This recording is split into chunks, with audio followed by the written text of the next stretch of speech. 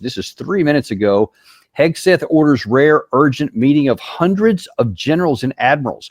The Pentagon has summoned military officials from around the world for a gathering in Virginia. Even top generals and their staffs don't know the reason for the meeting.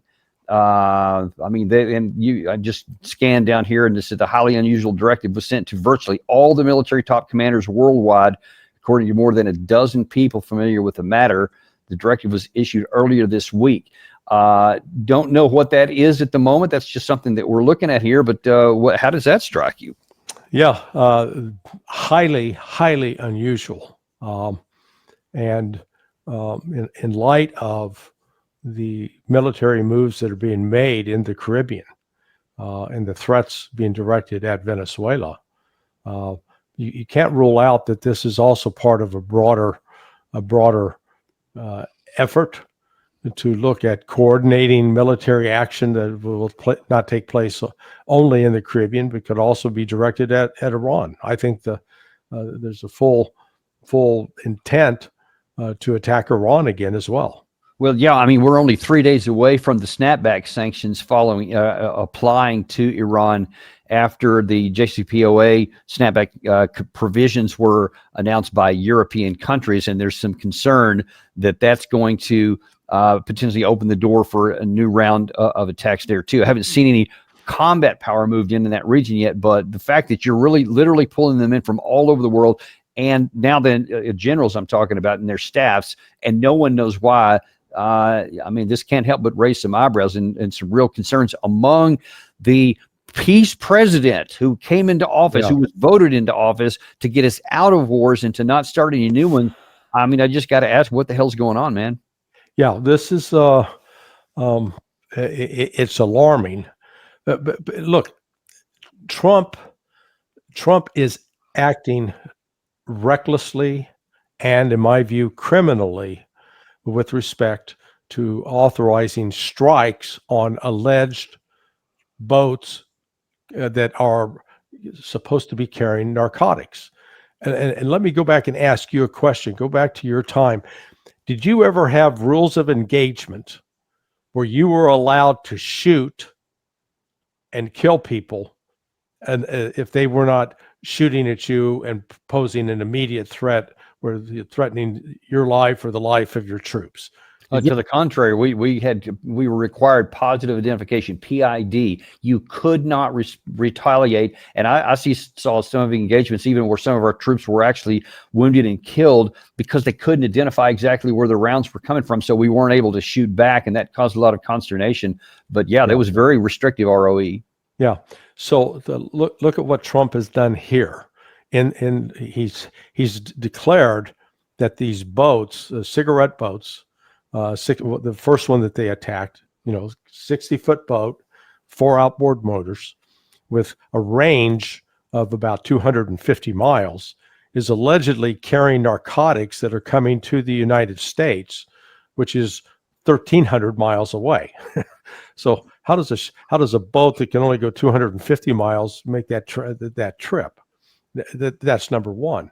But then to authorize an attack on that ship or that boat, it's not firing at any U.S. naval vessel or Coast Guard vessel or any U.S. personnel. There are no visible weapons on board, and yet the order was given, kill them.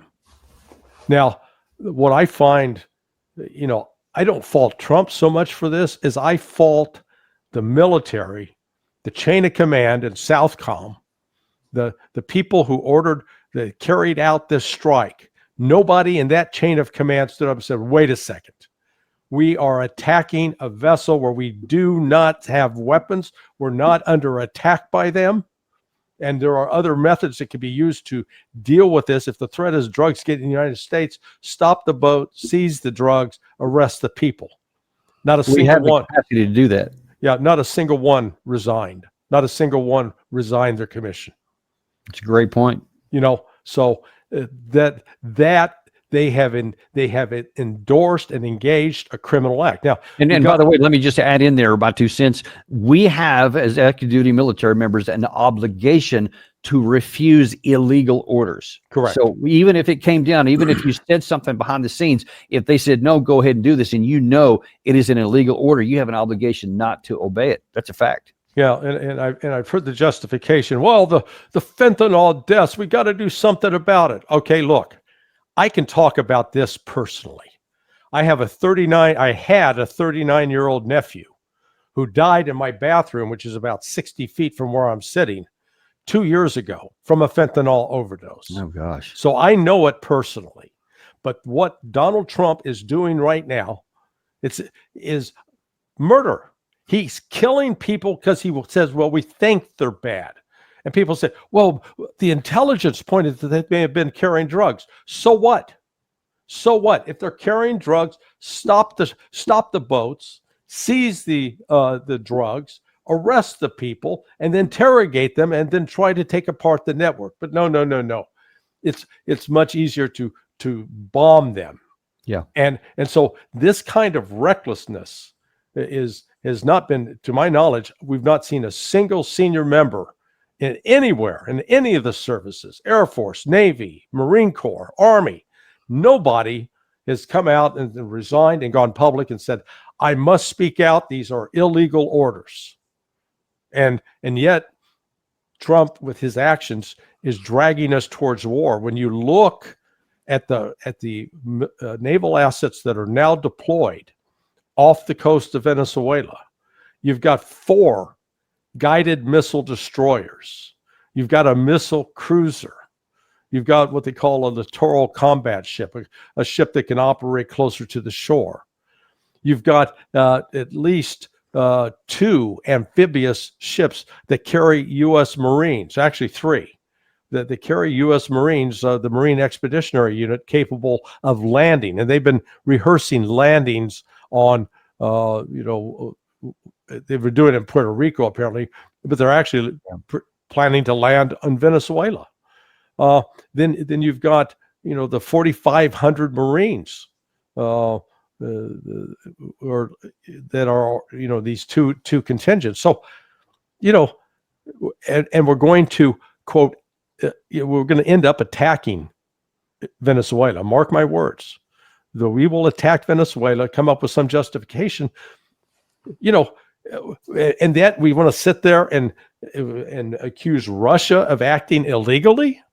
This is as illegal and criminal as it gets. But Americans have become immunized to this. We've done it so often, over the last 30 years, that we just take it as normal. Yeah, we can launch cruise missile attacks on a hut in Afghanistan or Iraq, even though the people on the ground aren't shooting at us, but we think they're a bad guy. We think they're a terrorist. So we're just going to go kill them. And we've gotten accustomed to it. So it's okay. We've done it before. We can do it again. Yeah, and then, and when you overlay that on top of this other situation here that's just now evolving as we're on the air, this is again from the Washington Post piece here. It says all general officers in command in grade 07 through 010, that's 1 through 4 stars, and their general officers, senior enlisted advisors are directed to attend within operational constraints, the order states. Let's see, none of the people who spoke with the Post could recall the defense secretary ever ordering so many of the military's generals and admirals to assemble like this. Quote, people are very concerned. They have no idea what this means. That's really saying something here. And I mean, I just can't even imagine what this could mean, because we don't see any buildup. You mentioned earlier, even in referring to some of my experience with the lead times it takes to actually take combat actions. In Desert Storm, Saddam Hussein invaded on the 2nd of August, 1990 into Kuwait. And I was in the 2nd U.S. Cavalry at that time, and we knew if anything happened, probably we would be going in. Shortly after that, the 82nd Airborne came in, but we were deployed. We didn't get the deployment until, I think, the order until, I believe it was early November. And then by December, the end of December, we were on the ground. In January, whatever. So you're talking about from preparation, because we started getting our vehicles and stuff ready. It took many, many months to get that done. And then you had the situation in Operation Iraqi Freedom in 2003, and I was in a Corps command in Germany in August of the year before, 2002. and people were already starting to assemble and getting logistics and stuff ready for that. I mean, if we're going to do anything in the near term, that kind of stuff would have to be going on. So it doesn't appear that there's anything imminent unless you're just calling people together to tell them to get ready for something. I don't know. I'm asking you to speculate here, but I mean, what are the range of possibilities here? Well, hey, just think of this. If all of the general officers are in Washington, D.C. at a meeting, that means all the colonels are running the place. Yeah. I mean, it's just... Yeah, what's wrong with that, man? Yeah. I was looking at a colonel. That's actually a good thing. Yeah, that's what I mean. People are going, hey, this is not so bad after all. Yeah, it is. If it... I can't imagine what they're doing other than to maybe get them to sign an agreement of some sort to say, hey, we're going to stop talking to the press, or we're going to stop criticizing, it just has to be something big, because I mean, you can do a VTC. That's routine. That's regular, right, where you have these secure video teleconferences, whatever. Right. I mean, they do it literally every single day. So the fact that you're asking these guys to personally come in person into the Pentagon tells you something is different than the normal. Yeah, no, I agree. It's highly unusual. So, on the one hand, Trump is actually backing away from escalating the conflict in Ukraine, escalating tensions with Russia through, he's not taking actions that are going to provoke the Russians. On the other hand, the things that the United States is doing vis-a-vis the Israelis now off the coast of Venezuela, and the threats to Iran, because as you noted, the snapback provisions go into effect, I think, on the 27th. But the reality is those sanctions have already been in place. They were never actually lifted. They were supposed to be lifted under the JCPOA, but they were never lifted by Germany, France, and the UK. So, they are calling it snapback, but the reality is we're just going to continue doing what we're doing. The real difference, though, is Russia and China came out immediately with a statement saying this is illegal and invalid, and we're not going to abide by any of those sanctions that have been passed by the United Nations Security Council. We declare them basically void. First time, really, in the history of the United Nations, where you've had two of the members with veto power come out and completely reject a UN Security Council resolution like that. Well, that by itself is noteworthy, and just continues to indicate that we're moving further and further away from a Western-centric global power dynamic to something to the east, which we're accelerating by our own continued foolish actions. Listen, just the last few minutes we have here, let's take a look at the range of possibilities for doing something in Venezuela. I mean, the combat power you just mentioned there isn't minor, or it isn't insignificant in of itself, but it definitely isn't enough to invade some country. I mean, you pointed out when we talked about this a couple of weeks ago that, if you wanted to do some sort of land operation, you'd have to go up this long, difficult path that's easy to defend for the Venezuelan side to get up to the capital city, et cetera. So it doesn't seem like we have enough power for that. But what are the range of possibility? What could we do with this kind of combat power that would make any sense at all? Well, none of it makes any sense. I mean, that's you step back and say, okay, what's the military objective? Are we going to try to assassinate Maduro by bombing from the air? Yeah, that's a possibility. We could deploy drones. We could have our F-35s dropping bombs. But as we've seen, I mean, we've been down this road before. We've done it in Afghanistan. We did it in Iraq twice. And in both cases, the bombing didn't settle the situation on the ground. We still had to put troops in there on the ground. The difference is Venezuela reportedly has, I think it's called an HQ-9 air defense system, courtesy of the Chinese. It's comparable to the Russian S-300. So the Venezuelans are not sitting back doing nothing. They've in fact recognized the gravity of this threat. Their legislature just this last week approved the first of a draft treaty with Russia, a mutual security agreement with Russia. So Russia's in there already providing some security assurances to the Venezuelans. The Chinese are doing the same. The Iranians also have provided support to Venezuela because Venezuela is a member of BRICS. So when you come back and say, okay, what are we going to try to do? Are we going to try to destroy Venezuela's military capability from bombings from the air? In that process, we might lose some aircraft because I don't see them sitting back passively.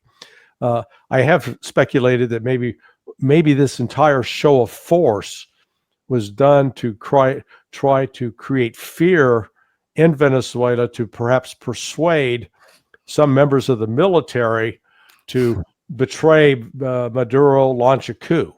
So it could be a part of. Well, man, we tried that in the first Trump administration with a lot more effort, and it fell flat too. Yeah.